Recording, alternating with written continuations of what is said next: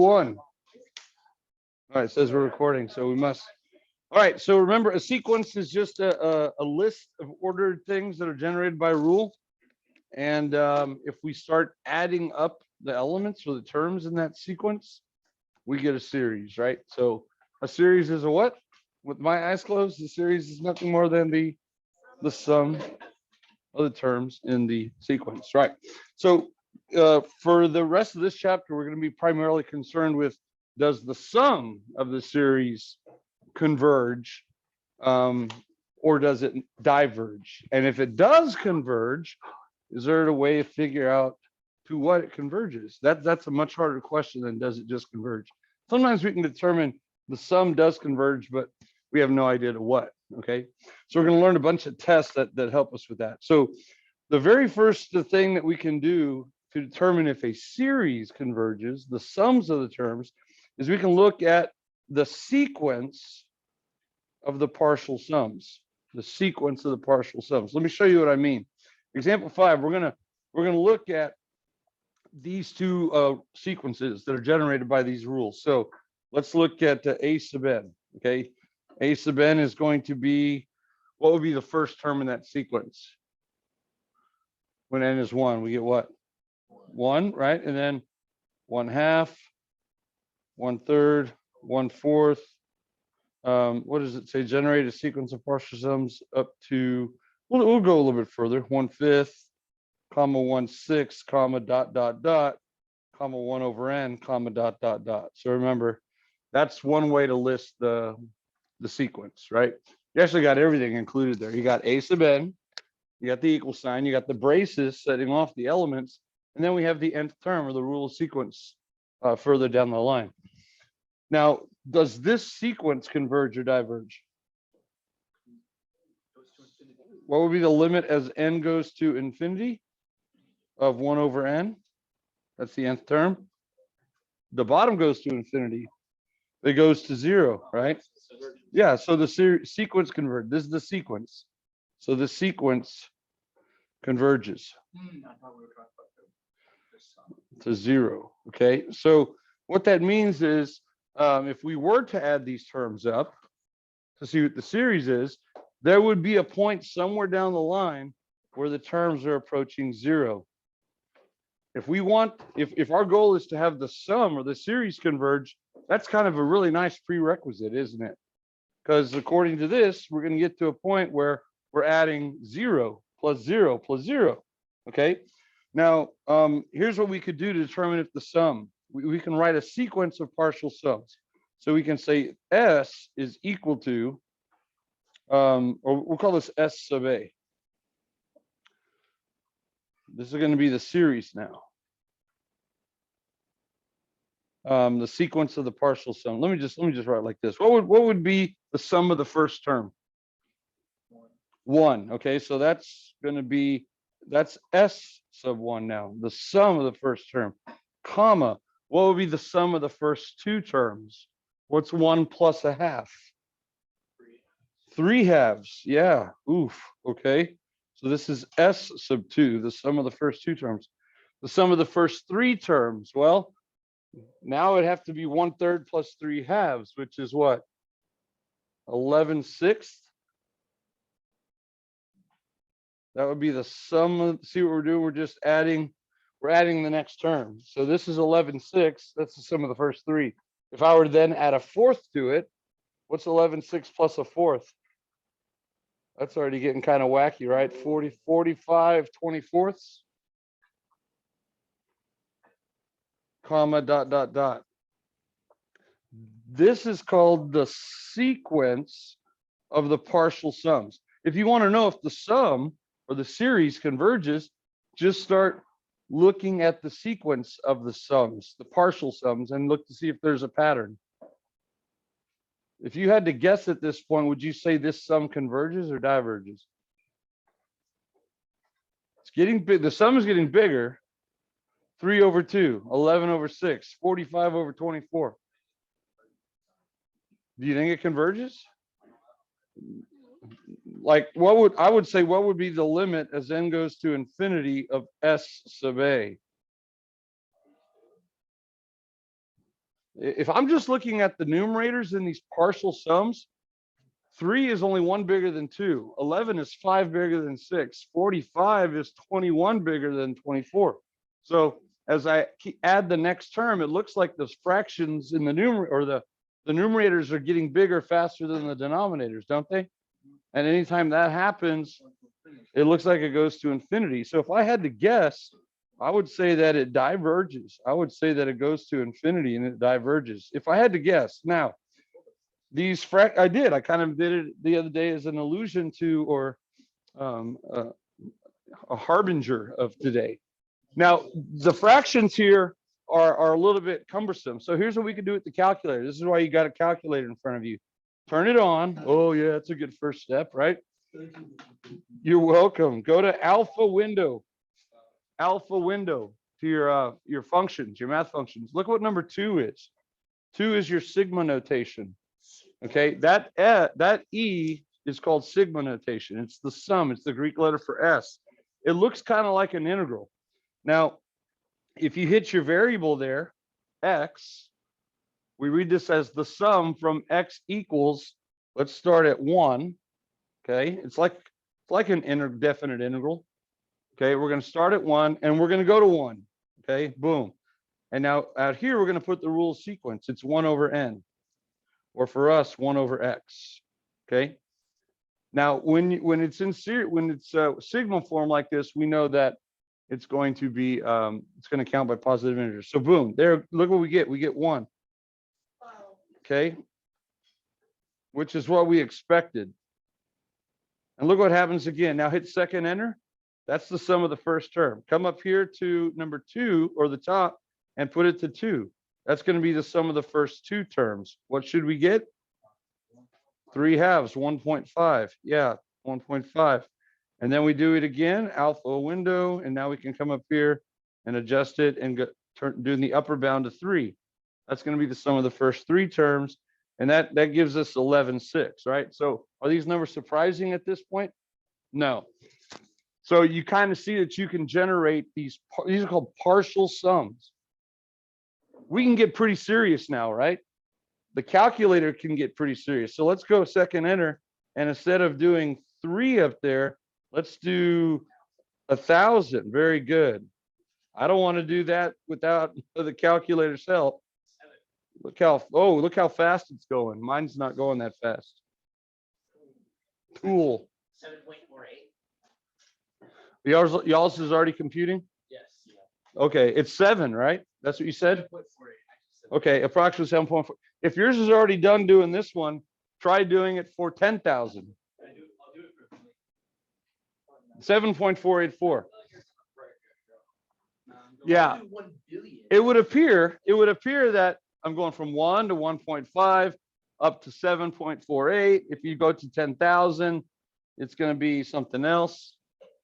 The nice thing about the calculators is it will do the math for us. It'll do the heavy lifting. Well, thank you, Mr. Corky. Yeah, you're welcome, man. Life.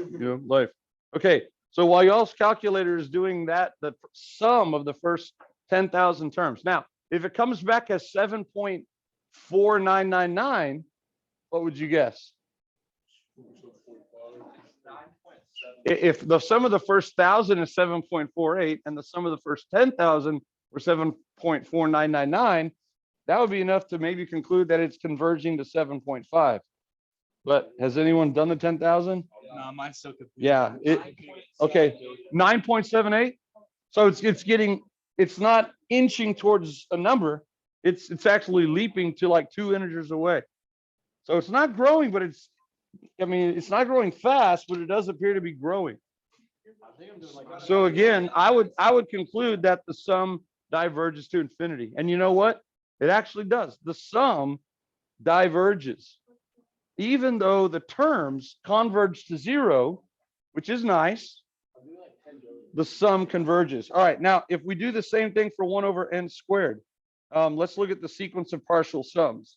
We'll say S sub b is, what's the sum of the first term? Well, you can come back here and change this x to squared now, and we'll do the sum of the first term like this. Of course, it's 1, because that's 1 squared. And then you get 1/2, which is 1/4. So it should be 0.25. I'm doing them as decimals now.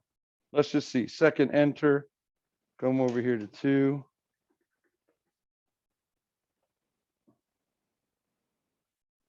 Oh, I'm sorry. It's 1 plus 0.25. Yeah, my bad. See, I'm doing the you got to add the next term. So this would be the sum of the first term.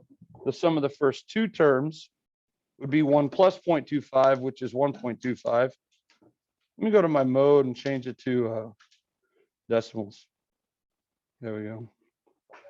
And then what would be the sum of the first 3 terms? So on and so forth. Change that to 3. 49 divided by 36. I'm supposed to give it to, okay, there we go. 1.36111. There's the sum of the first 3 terms, S sub 3. And I guess we can kind of do it, we can generate this probably a little bit faster on our own if we do 1/n squared, right? Let's try it this way. Let's list out some of the terms for n squared. This is b, sorry. It's 1/n squared. So it's 1, and then you get 1/2, that's 1/4, 1/9, 1/16, 1/25, 1/36. These are the terms in the sequence, right? These are not sums. 1/49. So you can almost generate them faster rather than going back up here to the sigma notation, you know, and changing it like to the 4th power. Well, let's just generate it. We got the first term is 1, hit enter, boom. Now add the next term. The next term, since we have it listed, is 0.25. There it is. And then add the next term, add 1/9 to it, 1.3611. And the next term, we would just add 1/16 to it. And we get 1.4236. That would be the sum of the first 4 terms. And now for the sum of the first 5 terms, I just add the next term to it. 1.4636111. And let's do it one more time. I'll add the next term to it, 1/36. See what I'm doing? Add the next term to it, 1/49, so on and so forth. It does appear to be growing as well, right? I think you get the idea here. Now, is there enough evidence here? Look at the ones I've written down. It's getting bigger. Is there enough evidence here to say that this one converges? It's really hard, right? It's really hard. So this is where your calculator can really help. Let's go back to this and let the calculator do some heavy lifting for us. Alpha window number 2. Let's go from x equals 1 to, what do we do, 1,000 last time? Yeah. The sum of the first 1,000 terms, but now it's going to be 1/x squared instead of 1/x. The heck is wrong with me? 1/x squared. Okay, so this would be the sum of the first 1,000 term. If it's somewhere close to like 1.5-ish. Has anyone done this one? My calculator is 1/x squared. 1.643. Okay, this is equal to S sub 1,000. Let's look at S sub 10,000. Someone do 10,000 for 1/x squared. It might take a while. Yeah. That one is still. I got Oh, it's 100,000. 100,000? My calculator is. Oh, the previous one? Yeah. You're still doing 100,000? No, it just got 100,000. Well, guess what? If we were patient and we waited for the sum of the first 10,000 terms, if it were like a 3 or something, I would say it diverges because it looks like we're getting bigger. But if it's like 1 point something, 1.7-ish, that's almost enough evidence to say this one's still getting bigger, but now it's approaching some number. 1.644. Oh, okay. So when we increase it by a factor of 10 now on this one, we only went up what in the 3rd decimal by 1,000th, less than 1,000. Whereas in the other one, we went up by a factor of 10, we went like up 2 whole integers. So I would guess that this one, the series converges. Now, notice both of them have convergent sequences. Both of those have sequences that go to 0. But in the second one, the sum appears to be converging to some number. We don't know what it is. Whereas in the first one, it appears to be getting infinitely large. Okay. And so my question is, do the results surprise you? Remember what I said up here on Friday? 1 plus a half plus a fourth plus an eighth plus that series converges to 2. But if you go 1/2 plus a third plus a fourth plus a fifth, and you add these extra terms in here, it's going to be at least as big as the previous sum. This one diverges. Okay. So is that kind of paradoxical? In both cases, we're getting to a point where we're adding less and less and less, namely approaching 0, but it has to do with how fast the terms go to 0. Okay. How fast the terms go to 0. Where else have we seen something like that before, where we have values approaching 0? And it depended on how fast they went towards 0. What graphical feature was that? An asymptote, right? It would be a horizontal asymptote. Let me see if I can get a contrasting color. There we go. We get a horizontal asymptote. Okay. How fast does the graph go to 0? If it goes to 0 fast enough, then it's kind of like you're pinching off the sum, if you want to think about it that way. We're still going to be adding forever and ever, but we're pinching off the sum. It'll converge to a finite value. But if it doesn't go to the x-axis fast enough, then it's like you're leaving it open, and it's just going to get infinitely large. Very slowly, but it'll get infinitely large. It has forever to do that, right? So that's what this whole section is about. How can we then determine, without having these calculators that do all these powerful calculations for us, which are still not super, we're still not, I would, if I had more time, I would probably do it for 100,000, stuff like that, to get more evidence, right? And computers can do this a little bit faster. We're going to learn some analytical methods for determining it. So what we just did right here is the primitive method. If you want to know if a series, the sum of the terms in the sequence converge, you can look at a sequence of partial sums. That's what we just did. And if that sequence of partial sums appears to converge, then more than likely the series converges. Okay. All right. So we're going to learn certain tests. All right. And certain types of series are going to show up more often than others. So the first one that we're going to look at again is what I introduced you to last time, a geometric series. A geometric series is a sum of the terms in a geometric sequence. And remember, geometric was interchangeable with what other word that we've learned back in the day? A geometric sequence is exponential. Yeah, except instead of a function of x, we're looking at a function of n. So like right here, if we're looking at like this graph going to 0 exponentially, that's what the blue values are. They are through the entire domain. But what we're doing is we're looking at actual numbers. Okay. So they wouldn't be connected. It would look something like that. But still, you have the values going to 0. So these are your exponentials. So let's look at this series. We read this as the sum from n equals 1 to infinity of 3/2 to the n. So this is called the rule of sequence, right? This is still the rule of sequence, or the nth term, either one. But now it follows the sigma notation, right? And so now that tells us, when we see that sigma, which is, it's the Greek letter S, right? Like that when we did the definite integral, that tells us that it's a series now. And I want to know if this converges or diverges, okay? Well, what can you do? If you want to know if it converges or diverges, you can start listing out the terms. So now notice it starts us off with n equals 1. When you see a sigma notation there for series, we can actually define this right here to start at any value, okay? We can now define a starting value. Okay, whereas with a sequence, we assume we start at 1. We can actually say, let's start at 0 or start at 3 if we wanted. Just start listing out the terms, right? But instead of put a comma between them, you put a plus sign between them. All right.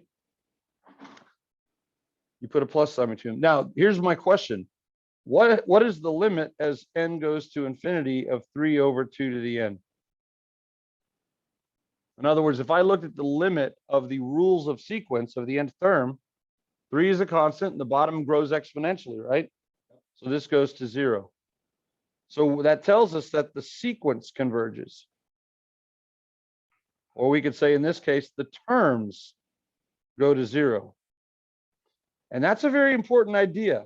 That is a very important prerequisite for a series to have a chance at converging. Okay? Because if the terms don't go to 0, think about it, if the terms converge to 1, then as you continue to add more and more terms down the line, what are you going to keep adding over and over again? Plus 1, plus 1, plus 1. It's going to get infinitely big. So in order for a series to have the chance to converge, the terms have to go to 0. But just because the terms go to 0, is the sum going to converge to a number? No, we saw that up here. 1 over n went to 0, but it just didn't go to 0 fast enough. 1 over n squared went to 0, and it appeared to go fast enough. All right. So this is called a geometric series. It says to write out the first 10 terms of the sequence of partial sums and list them. I don't think I want to generate them by hand. So let's just say S sub n is going to be the following. We type it in. Turn this back on.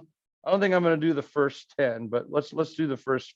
First of all, what does your intuition tell you? You think this sum converges? You think it does? Well, let's see. If one over n squared went to 0 fast enough to converge, that's kind of like going to 0 at a polynomial rate. This one is going to 0 at an exponential rate, isn't it? And doesn't exponential go faster than polynomial? Yes. So your intuition should tell you that yes, it converges. Now let's go ahead and generate it. I'm not going to write it out every time, but we'll start with S sub 1. It's 3 halves. Okay, that's 3 halves. All right, now let's add the next term. Plus 3 divided by 4. We get 2.25. Now let's add the next term. Plus 3 divided by 8. This is a little bit faster. This is called generating them recursively. Remember that? Remember that term recursively? We need the previous term in order to get the next term. That means that the numbers got too big too fast. 2.65. So now let's add the next term, which is 3/16. And we get 2.812. And then the next term we add plus 3/128. And we get 2.835. And I'll just do one more here. I think you'll get the idea. Plus 3 divided by 256. 2.847. So I didn't go all the way out to 10, but it's getting bigger, right? The sum has to be getting bigger. The terms are going to 0, but is the sum of the terms, do you think, converging? It looks like it is, right? Do we know to what it's converging? Is that obvious? Would you would say 3? You did it on the thread. Did you? Okay. Yeah. Yeah, there you go. Because it's exponential, it gets too big too fast. Whereas we were able to go with the n squared, you were able to go to 10,000 because it's exponential. If you go to 10,000, it goes too fast. So yeah, we can get straight to the crux of it if you want by going to your sigma notation. Alpha window number 2, you can go from x equals 1 to, what did you do, Mason? You did 100? Yeah. And then alpha y equals, you type it in. And again, it's in terms of x on my paper, but we know it's really the context of n. Okay, so did it give you an overflow error here? Oh, it gives us 3. Okay. So this is breaking the calculator, right? What we've done is we've kind of overflowed the calculator. It gives us the value of 3, but it's lying to us, right? It's actually like 2.99999999999, but we broke it gently. right? We didn't break it hard, give it an overflow, or we broke it gently, like Will Smith to Chris Rock's face. Okay, we broke it gently. Yeah. So now, based upon this evidence right here, and getting seriously with the sum of the first 100 terms, I would expect this right here to equal 3. Okay, now when you put equals 3, we're not saying that it's ever going to actually equal 3, right? Okay, when we say equals 3, it's like when we have the limit as n goes to, and then we put equals, we're saying it converges to 3. Okay, the series converges to 3. Okay, and you're right, it does. But guess what? We're not always going to have the calculator to do all these tedious calculations for us. So what we're going to be learning here soon is an algebraic or an analytic way to determine. Okay. Would any number, I guess, would any fraction with an exponent in the bottom in a sequence, would it always converge to the numerator? It's like, let's say it was like 5. You could try that out on your own and see if that works. Okay. Yeah. In other words, is the reason it's summing to 3 because of this, or is that just a coincidence? Yeah, you could explore that on your own. That's a good question. Off the top of my head, I think that you're close, right? That's part of it. That's part of it. That's part of it. It's certainly contributing. It's part of the reason. Okay, now let's look at this one here. This is example 7. We have another series from 1 to infinity of 3 halves to the n. This one is also geometric because it looks exponential. The function is a function of n. Now, let's look at this first. What would be the limit as n goes to infinity of 3 halves to the n? In other words, what are the terms doing? This would be the same as the limit as n goes to infinity of 3 to the n over 2 to the n, right? It's the same thing. Oh, man. Well, that would be analogous to having like x cubed over x squared. Which one's getting faster, bigger, faster? The top or the bottom? The top, right? 3 to the n goes faster than 2 to the n. So it appears that this is going to infinity, right? So what does that mean? That means that as we go out adding terms forever and ever, we're going to continue to add terms that are larger and larger. Do you think that sum is going to converge? No. So the series looks like it's going to diverge. And if you wanted to give a reason, there's a real easy reason. It's almost easier to disprove things. These diverge to infinity because the terms diverge to infinity. The sum diverges to infinity because the terms diverge to infinity. So as I was already mentioning to you, if the terms themselves don't go to 0, there's really no hope for the sum of those terms to converge to a finite number, because you have to get to a point, and this is so important for you to always remember what we're doing. There has to get to a point where if you're wanting the sum to converge, you have to be adding 0 at some point, effectively 0. If you never get to a point where you're adding 0, you're just adding something over and over again, and it's going to get infinitely large in whichever direction. Okay, so if you want to verify this on the calculator, like if y'all can type things in faster than I can, and you go out to 100, Mason, or something like that. Okay, so you went to the sum of the first 10. You were 169. Yeah. How fast? Y'all's goes faster than mine. 1.21 times 10 to the 18th power. Okay. Is that enough evidence to tell yourself that the sum diverges? Yes, because now as in a factor of 10, the sum is not just increasing a little bit, it's increasing a lot of bit. Okay. So that's very important. Let's go ahead and summarize what we just did. What we just did, we're going to learn analytically called the geometric series test. Okay. And we're also going to talk about the nth term test and telescoping test. So this is the very first test that we're going to learn. And what is it a test for? It's a test for convergence or divergence. This is a test for convergence or divergence. So it happens to be called the geometric series test because we're going to be testing something that's a geometric, the rule of sequence is a geometric sequence, okay? Or exponential, if you will. So here's what it says. A geometric series that's in this form, the sum from 0 to infinity or 1 to infinity, whatever, where basically you have a sum and it's a constant, right? It's a constant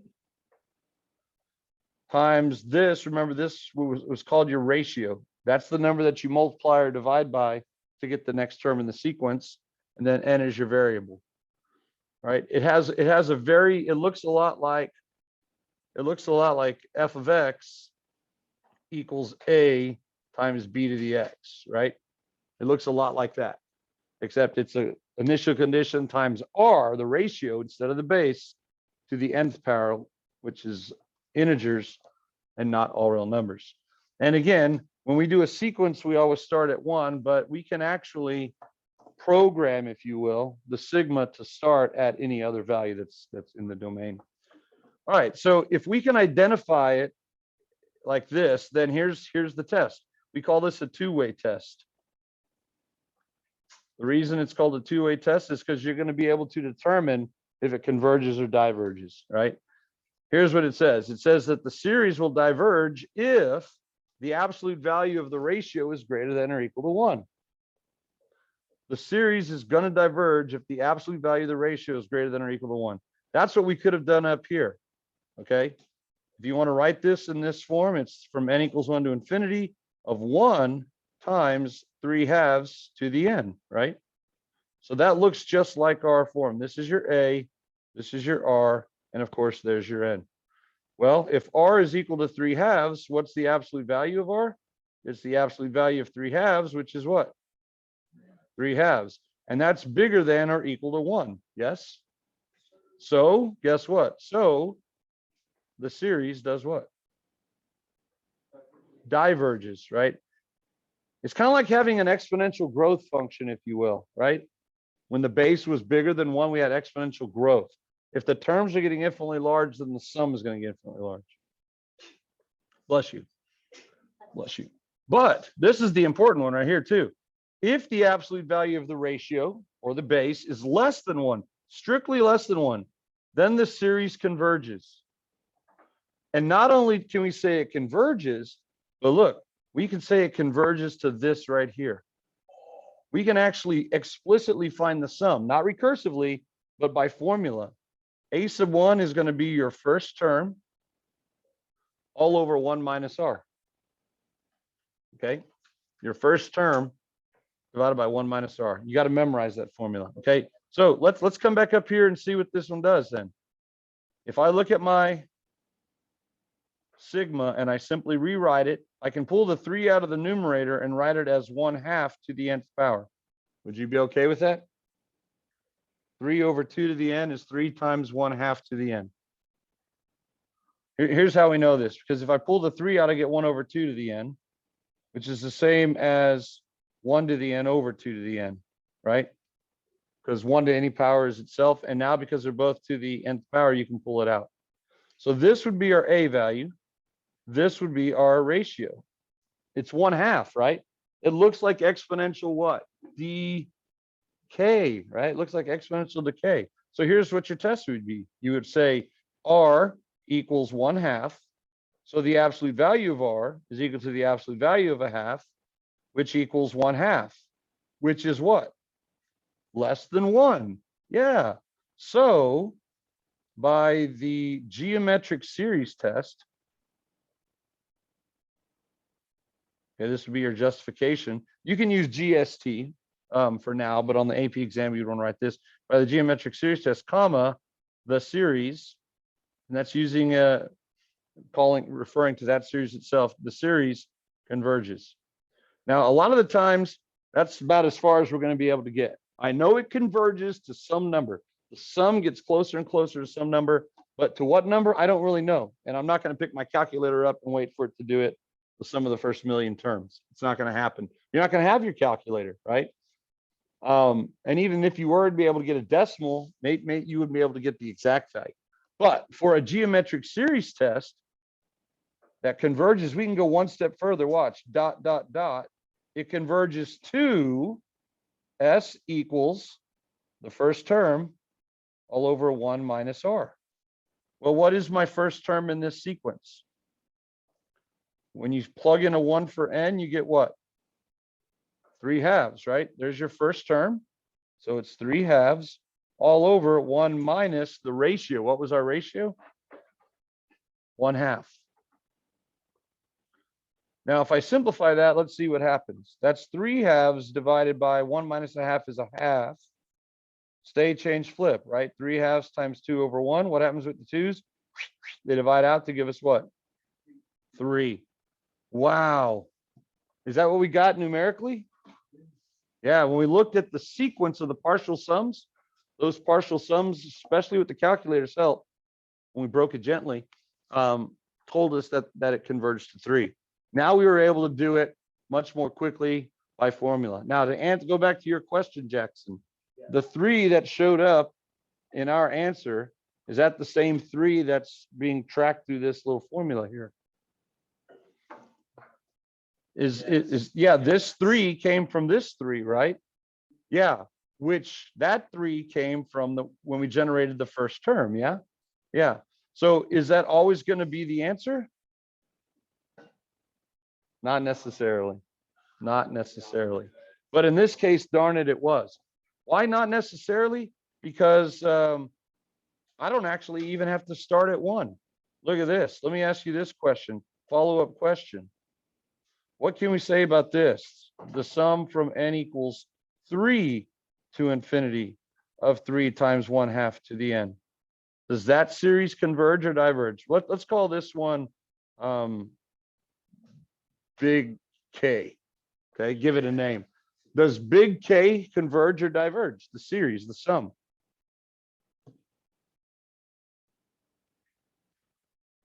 Well, think about this. The one before that, let's call that big N.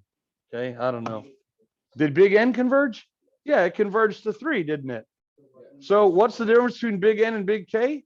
Big K, big N is bigger, right? Because big K has 2 fewer terms. You see that? Big K has 2 fewer terms because instead of starting at 1, we're starting at 3. So the sum should be smaller, right? If I have a sum that I know converges, then shouldn't any sum smaller than that also converge? Yeah, that's what we're going to call later a comparison test. Okay. It makes sense that if one series converges, anything smaller than it will also converge. Well, we can actually say the same thing. This is the same thing. The absolute value of R is equal to the absolute value of 1/2, which is a half, which is less than 1. So, comma, by the geometric series test, K converges ... to, well, what does it converge to? Well, it's the same formula. What's the first term now?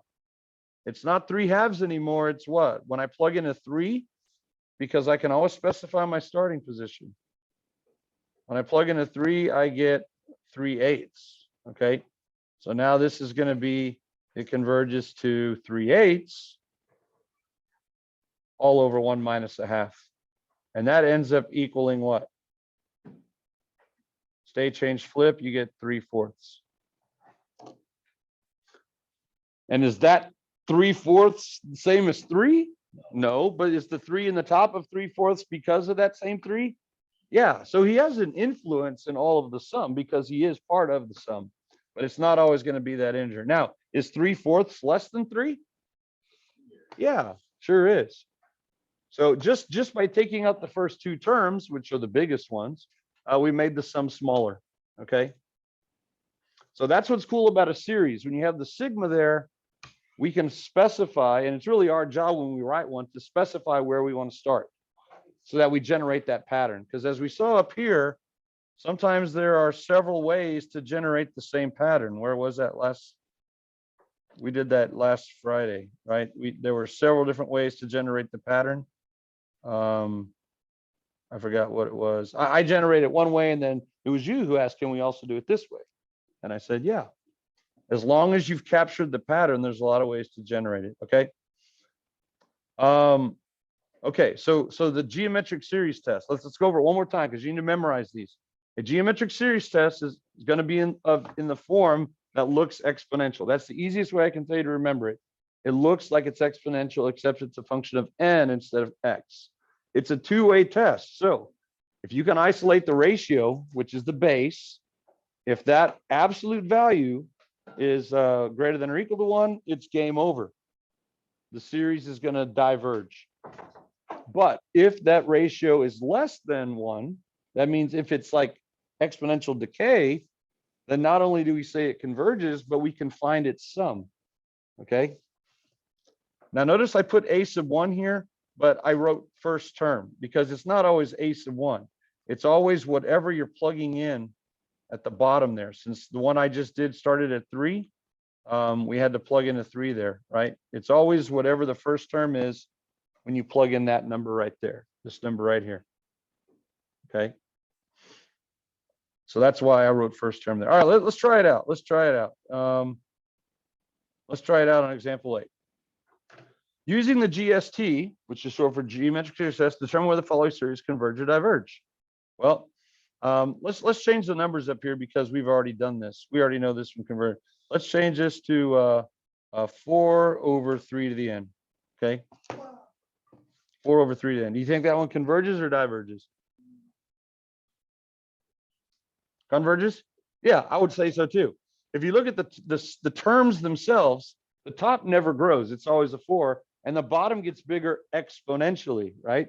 And we already saw it doesn't take much to make the series converge. When we compared polynomials, 1 over n to the first went to 0 slowly, but 1 over n squared went to 0 fast enough to converge. So anything that goes to 0, 1 over n squared or faster, should converge. That's your intuition, okay?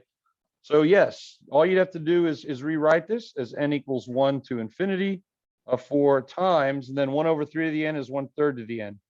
And then give this a name. Let's call this one script letter L. It's always good to name your series. That's what I would recommend.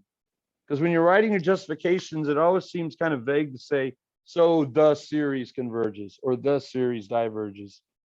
Give it a unique name, and then you could say, so L converges, all right? So here's what your test would be. Does this look like exponential decay right there? Yeah, it does. But instead of calling 1/3 the base, we call it the ratio. You're multiplying by 1/3 each time. So here's all you'd have to do. The absolute value of R is equal to 1/3, which is less than 1, comma. So L, look at that. L, a lot faster than writing the series, converges by the GST. You'll write that out on the day of.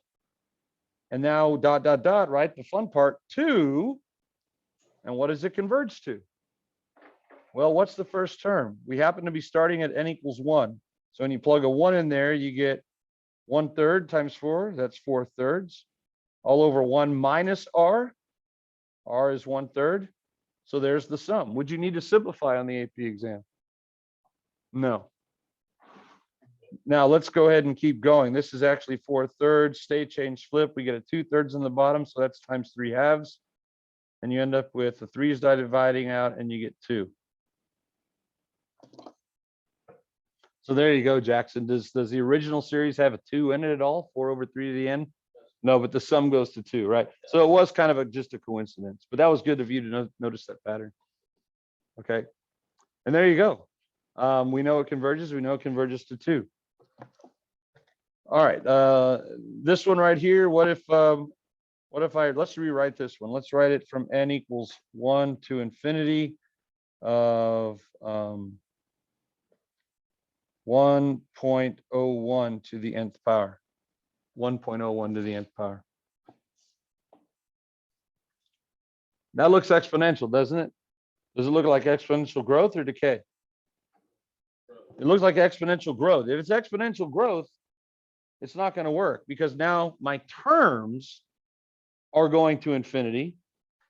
And so then when I add up those terms, what happens when you start adding infinitely terms that get infinitely larger? They get really big. So here's what you would say. The absolute value of R is equal to positive 1.01, which is greater than or equal to 1.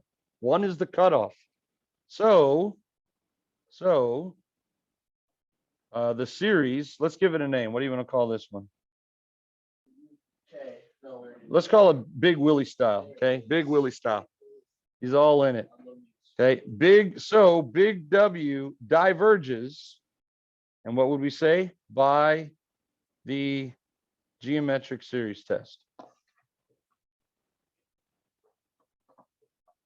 So the geometric series test is a two-way test.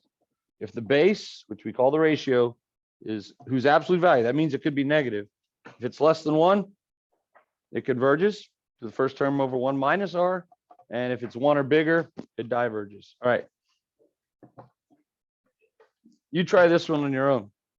Does this, now this is a new one. We won't modify this one. Does this one converge or diverge? And if it converges, to what does it converge? To what does it converge? Okay, try it on your own. And if it does or doesn't, try to formulate your argument. Pretend like this is a free response question. All right, what'd you say? Converge or diverge?